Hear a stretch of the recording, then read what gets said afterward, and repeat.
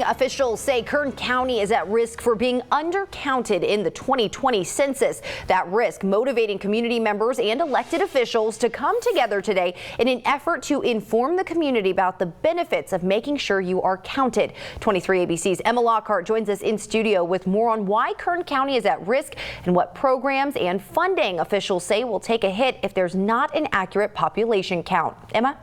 Jess, many of the officials at the meeting today represent rural communities with groups and demographics that are less likely to complete the census. Through education and outreach, those officials today hope to change that and in turn help their communities flourish.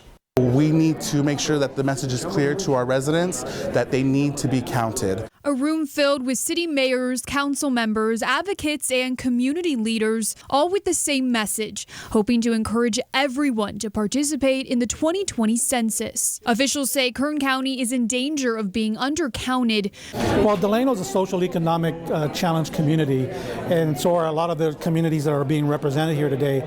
So it's a lot of folks that are maybe uninformed. Research shows people in rural and suburban communities are at higher risk of not being counted for.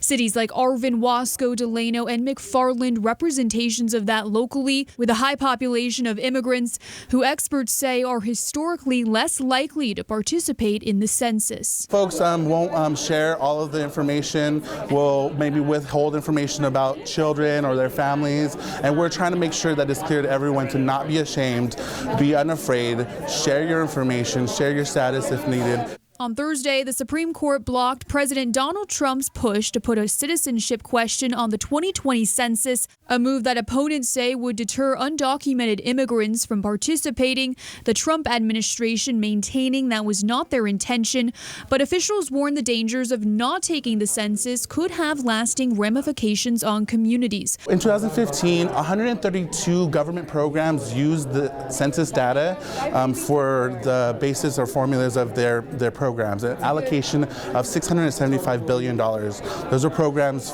such as SNAP, Medicare, reduced school lunches, Pell Grants.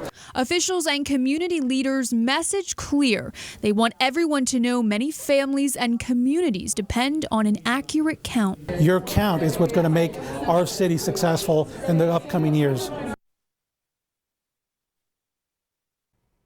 Now, the census asks questions on age, sex, race, and ethnicity. Officials I spoke to today also said there's no risk with completing the census. Laws protect the information you provide, and it is only used for demographic purposes. Reporting in studio, Emma Lockhart, 23 ABC, connecting you.